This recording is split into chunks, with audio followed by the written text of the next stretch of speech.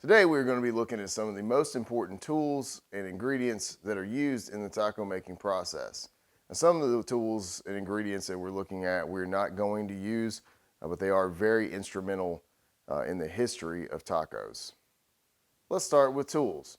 Making tacos doesn't necessarily require a lot of specialized tools as other forms of cooking may. Many of these tools may already exist in your kitchen. So let's get started with the basics. So you're going to need a good quality, sharp chef's knife. Now it's not imperative that it be of the chef style, and good quality is subjective. You could use a chef's knife, a vegetable knife, a santoku, a cook's knife, or even a large paring knife will work for most applications. The most important part is that the knife is sharp. The sharp knife is a safe knife. A large cutting board is also a necessity. This can be found for about $30 to $40. It is made of acai wood. It's about an inch thick, and it's 16 by 20 inches. Now, this board is large enough to cut the majority of things that you'll encounter in the kitchen. Another type of board is our ingrained butcher block. These are significantly more expensive just based on the sheer amount of wood that goes into making one of these. They're designed for carving meats. You won't see me use this one very often. But it is a type of cutting board that's large and would work if you do have one laying around. The board you'll see me use the most is our large cutting board here. This one, it's about 22 by 30 inches. It's big enough for me to cut anything that I want to on it, and so you will see me use this quite frequently. The important part here is that it is a large cutting board. You could get something of the $30 variety that is 16 by 20 inches that will get you by with no problems. Or if you do have something larger laying around or want to get something like that, there are larger sizes available. So it is important to have a large cutting board. You will need it. A good cast iron pan is essential to most of the taco fillings that we will produce. Cast iron has been around for a very, very long time and widely used. It's used for a lot more than just taco fillings. We will be using it to make those fillings and then also to heat tortillas. This is a 10-inch pan. You can typically find something like this for $20 to $30. I recommend that you do get something that is either 10 or 12 inches. Anything smaller just won't work well for what we're trying to do. A Dutch oven is a tool that we'll be using to braise meats and cook taco fillings. Your Dutch oven doesn't need to be cast iron enamel. It could be just regular seasoned cast iron. Or if you do have a large slow cooker that is available, that will also serve the same role as the Dutch oven. So we'll be using a wide variety of mixing bowls. To gauge the sizes that I'll be referencing, we need to take a look at various different sizes of bowls. So here you see various sizes from small at 1 liter, 1 quart, to bowls that are in excess of 10 quarts or liters. While not the most widely used tool in the taco kitchen, having a good whisk available if needed is extremely important. We may use this to infuse crema with other flavors or to combine pickling liquids for different garnishes that we'll produce. Everyone knows wooden spoons. Spoons don't have to be wooden. I do prefer to use wood unless the need for metal or plastic arises for a certain operation.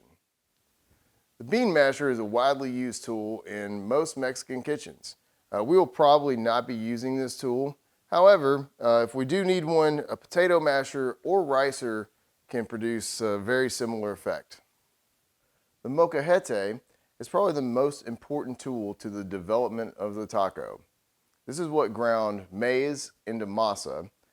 It smashed tomatoes, peppers, onions, and garlic into salsa, and even ground avocado into guacamole.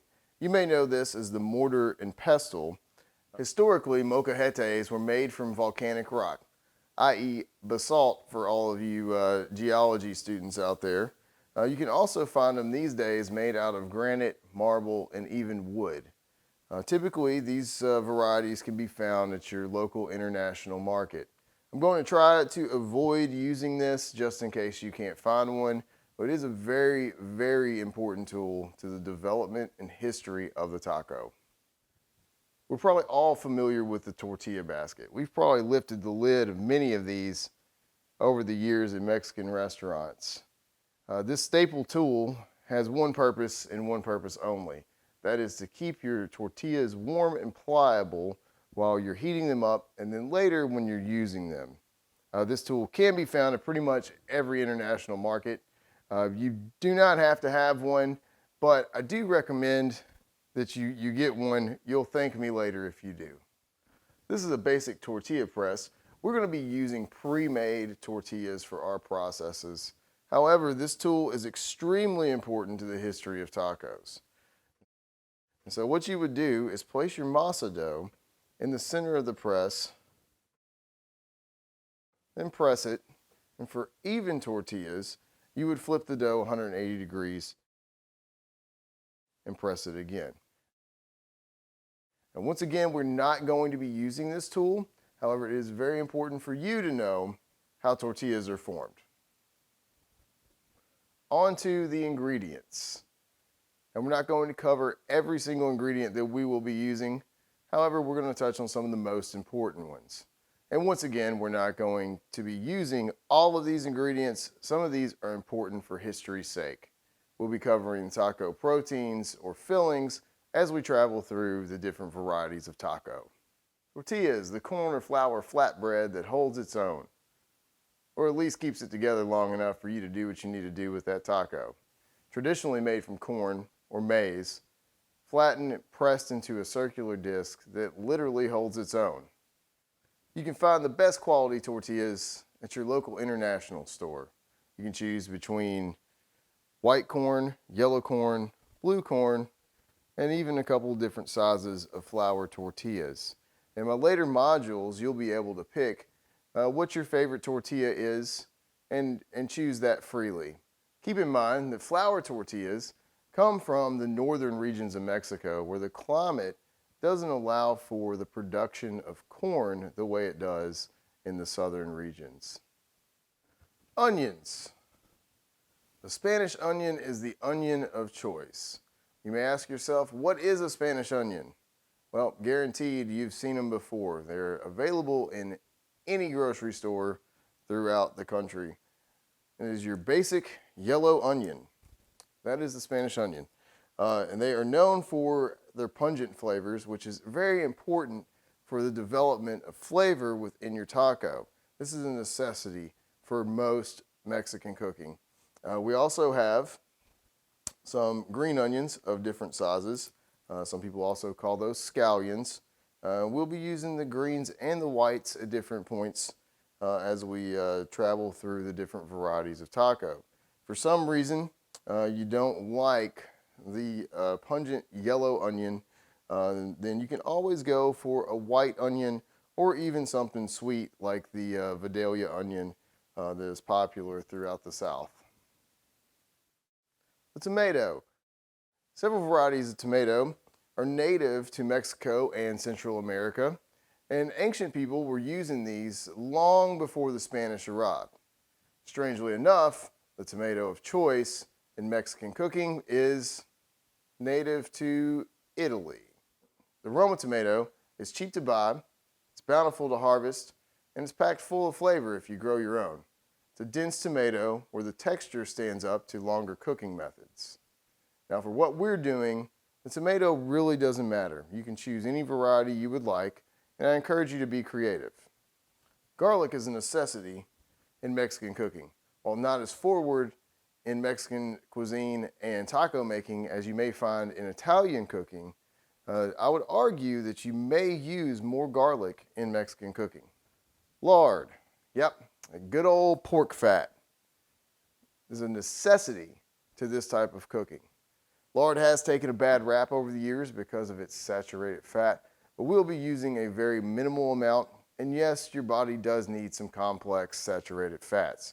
If you do have an aversion for health concerns or religious concerns, I recommend using a 100% avocado oil. This is becoming more widely available in recent times, and so you should be able to find this in your local supermarket. Peppers, fresh peppers to be exact. We have bell peppers, poblano, jalapeno, habanero, and even serrano peppers. These are all great peppers to use in the taco making process, and they're very important to know what they are and what they look like. Peppers that we will not be using that are historically used would be some of your dry peppers, and we'll cover those in a moment. Some of these peppers are used in our spice blends that we'll also cover in a moment. They're good to know what these dried peppers are so that you can be creative with your taco creations. And the king of all dried peppers is the Ancho chili pepper. What this pepper is the dried smoked form of the poblano pepper. And so it is one of my favorite flavors from a dried pepper, and it is used extensively in our spice blends. That's the king, and you'll know once you try it. The queen is a guajillo chili. It comes from the mirasol pepper, and it's mild and smooth to the taste. So it is used as a filler for pepper flavor to counteract the heat of the next pepper that we're going to be covering. The chili de árbol. This pepper is very similar to a cayenne pepper that you're probably familiar with. This one is known as the bird's beak chili when it's fresh, but it does have a similar flavor and heat to cayenne. You can very quickly overload a spice blend or a dish if you only use the chili de árbol. So what typically happens is that it's cut with some guajillo chili for a more rounded flavor and to also bring the heat level down. Morritas are dried jalapenos. They are a form of chipotle pepper, and they are smoked for far less time than what your typical chipotle pepper will be smoked for. So they do retain a nice fruity flavor. Once again, we will not be using these per se, but they are a very good one if you can find them to try out when you become creative with your own taco dishes. The Casa bell pepper. These are known as the sleigh bell pepper. You shake one, you see why. These peppers are traditionally used to flavor soups and stews, although we could add this to liquid when braising meat for taco fillings. It has a mild and sweet flavor and is used throughout a large majority of Mexican cooking. Cilantro, a flavor that Mexican cooking cannot live without. We'll be using this as a vital component of our marinades to add flavor, and as well as a garnish for once we finish our tacos. Throughout the rest of the world, this is called coriander. And so in the United States and North America, we call the seeds coriander and the herb cilantro. Citrus is a very vital component to Mexican cooking. We all think of the lime as the de facto citrus that is used in Mexican cuisine.